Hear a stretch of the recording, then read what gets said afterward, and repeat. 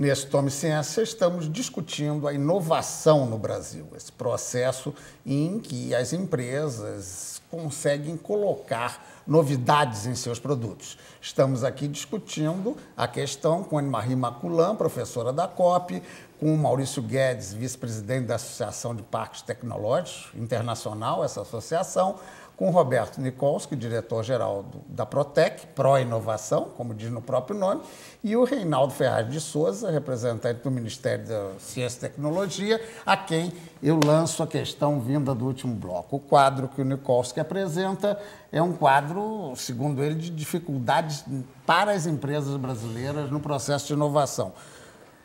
Com todas essas nossas leis, nós ainda precisamos fazer muito? Vamos já apontar para aqui. Precisamos, mas nós temos que entender isso muito relativamente, né? O país mais deficitário em termos de balanço de pagamento são os Estados Unidos da América. Então, no caso do Brasil, se há déficit no balanço de pagamentos, nos setores que o Roberto aponta, por outro lado, significa uma dinâmica do processo econômico sem precedentes na história do Brasil. Isso é ruim do ponto de vista da capacidade de desenvolvimento tecnológico próprio no país, mas, por outro lado, há o correspondente aspecto de crescimento econômico que agora entra num quadro aí que não se sabe bem qual vai ser a extensão. O que aconteceu? Até praticamente meados da década de 90, o Brasil não tinha, portanto, nós estamos falando do ontem, né, em termos históricos. O Brasil não tinha praticamente nenhum instrumento importante de promoção do desenvolvimento tecnológico. Depois, no meados da década, aproximadamente, criou-se o Fundo Setorial do Petróleo e Gás, em seguida os fundos todos, hoje são 14 e 15, né, 14 coordenados pelo Ministério e outros fora, e, mais recentemente, a Lei de Inovação e o capítulo 3 da Lei do Bem, e, mais recentemente ainda, o capítulo 10 da Lei Geral das Micro, Pequenas e Médias Empresas, que também tem incentivos à inovação. Então, instrumentos novos são relativamente recentes, significa que o uso dos instrumentos novos também é relativamente recente, né? Falta regulamentar muita coisa, falta ajustar muita coisa, falta afinar os critérios, né? Quando o professor Antônio Barros de Castro, então no BNDES, recriou o Funtech, ele chamou todo mundo para um processo de reflexão, exatamente para o banco entrar compondo com os demais agentes, FINEP, CNPq, Banco do Nordeste do Brasil, etc. E vimos que havia muito espaço para novos fundos, novas iniciativas de fomento, de financiamento. E eu dizia, né, para o grupo que, do meu ponto de vista, o Brasil tinha o financiamento da tecnologia não era o problema. Mas a tecnologia do financiamento era o problema, porque nós estávamos com práticas antiquadas de julgamento de mérito, de análise de relevância, etc., etc., etc., num quadro inteiramente novo que precisava de novos parâmetros para avaliação de projetos. Mas eu diria que o quadro é promissor, o nível de resposta das empresas tem sido crescente, apesar das dificuldades que são normais num processo desse. Bem, eu perguntaria ao Maurício Guedes a visão dele sobre esse quadro, qual é, da inovação no Brasil. Eu diria o seguinte, que o Brasil certamente mudou radicalmente nos últimos 20 anos nessa área, né? Não mudou tanto quanto deveria, mas particularmente o ambiente universitário mudou radicalmente. Eu acho que mais do que o ambiente empresarial. Eu queria retomar alguns pontos que foram tocados aqui. Quando nós falávamos de pequena empresa, vários de nós se referiram a uma categoria especial de pequena empresa, que são as pequenas empresas inovadoras, as pequenas empresas de base tecnológica. É desse tipo de ente que estamos falando como algo fundamental para constituir o tecido do ambiente empresarial que vai conduzir o país a uma situação de inovação melhor. Eu acho que é um equívoco afirmar com tanta simplicidade que quem faz a inovação é a empresa. É correta a afirmação de que a inovação é algo que está no mercado e as empresas colocam produtos e serviços no mercado. Mas o que faz a capacidade de inovação de um país, de uma cidade, de uma região, de um continente, é um ambiente onde as empresas têm um papel muito importante, as grandes empresas, as pequenas empresas, particularmente as pequenas empresas inovadoras, as universidades têm um papel fundamental e o governo também tem um papel fundamental. E eu acho que o grande desafio do Brasil e de vários outros países é encontrar os meios para essa convivência e no sentido da promoção da inovação. O Brasil tem feito avanços muito importantes, os recursos que existem hoje para pesquisa e desenvolvimento são incomparavelmente superiores ao que tínhamos há 10 anos atrás, e acho que o grande salto que o país poderá dar nos próximos poucos anos, e para isso eu acho que as entidades empresariais têm um papel muito importante, é no sentido da inovação.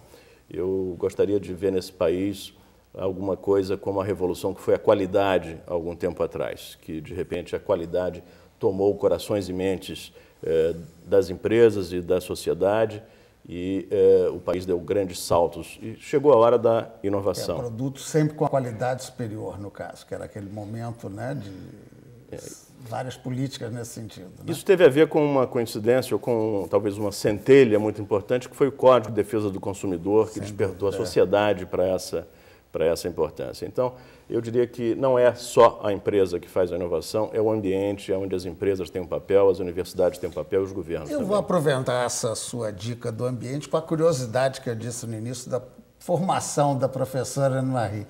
A senhora que tem uma visão de formação social que acabou chegando na economia, aquela tradição brasileira, até que a senhora vem de fora, né, do jeitinho, do improviso. Como é que a senhora analisa o quadro brasileiro? Acho que o Brasil tem, no âmbito da universidade, dos seus empreendedores, uma visão já mais séria do processo de inovação, realmente?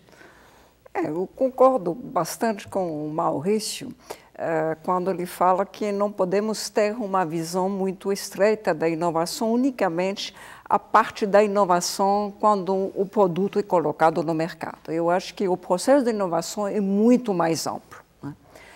Em relação especificamente ao jeitinho brasileiro, o jeitinho em si, eu acho isso um drama.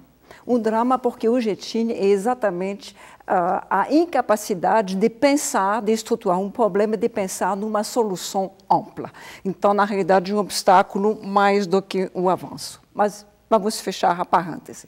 Em relação à nossa capacidade de gerar conhecimento, eu acho que o Brasil é o país da América do Sul que tem uma infraestrutura universitária e uma infraestrutura de pesquisa absolutamente impar.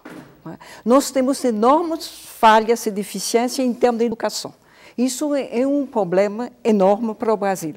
Entretanto, pelo menos a questão pesquisa e universidade não só tem um desempenho bem razoável, mas também está sendo mudado, modernizado e ampliado nos últimos anos de uma maneira extremamente rica, interessante e produtiva. Para voltar ao termo empreendedorismo que você usou no começo, eu queria diferenciar duas situações. Eu acho que no setor pesquisa, universidade, nós estamos começando efetivamente a formar empreendedores. O empreendedorismo acadêmico no sentido de colocar cada vez mais condições para que os nossos alunos, a partir das atividades de pesquisa, possam pensar de uma maneira muito ampla como empreender, como utilizar os conhecimentos que eles estão gerando. E tem um outro tipo de empreendedorismo, a meu ver, que é o empreendedorismo das universidades mesmo. As universidades, não todas, claramente, né? Às vezes, nem toda a universidade, mas só institutos dentro de uma universidade estão desenvolvendo aí inovações no sentido da maneira de atuar, da maneira de não só produzir conhecimentos, mas de pensar em todas as modalidades possíveis de transferir, disseminar esses conhecimentos para a sociedade. E aí há muitos exemplos, muitos mesmo. Não só a possibilidade de atender a prestar serviços tecnológicos para uma empresa que precisa disso, há todo o tipo de curso de especialização ou formação de tipo MBA. Há as incubadoras da empresa, há as empresas júnior, há os parques tecnológicos, aí só para fazer referência à experiência que o Maurício está tocando. Todas essas modalidades são coisas novas que as universidades estão desenvolvendo aos poucos e para as quais elas não têm ainda muita experiência, nem muita competência, mas é extremamente positivo de ver que as grandes universidades que têm atividades de pesquisa bem estruturadas estão se preocupando e tomando iniciativas para que isso possa ser disseminado no conjunto da sociedade e estimular, tanto no plano econômico, que isso é fundamental e conversamos aqui, mas também na dimensão social. Porque soluções a esses grandes problemas sociais do Brasil vão sair com muito conhecimento, pesquisas e pessoas qualificadas. Bem, a gente tem um pouquinho de tempo ainda nesse intervalo, Nikolsky, para abordar de início essa visão da academia da empresa. Você sempre teve uma posição crítica à frente da Protec quanto à visão de que esses incentivos muitas vezes ficam mais para a área acadêmica do que para a empresa, não é isso? O que foi colocado aqui, tanto pelo Maurício, pela Anne-Marie, quanto pelo Ferraz, não está equivocado. Realmente, um ambiente favorável à inovação só ajuda. E formar recursos humanos bem qualificados, treinados, é extremamente importante. Inclusive treinados em empreendedorismo, com iniciativas nos parques, nas incubadoras e parques tecnológicos. Tudo isto é muito bom. Mas há uma condição fundamental que tem que ser satisfeita para que o Brasil se torne um país inovador. Ou seja, tem o seu PIB caracterizado por uma contínua agregação de inovações que vão dar-lhe um crescimento a uma taxa superior à média mundial e, com isto, produzir emprego, distribuir renda e, de fato, fazer o país crescer e enriquecer. Esta condição inicial é mobilizar o setor produtivo, porque somente o setor produtivo poderá transformar em valor econômico as inovações e, com isto, elevar o PIB.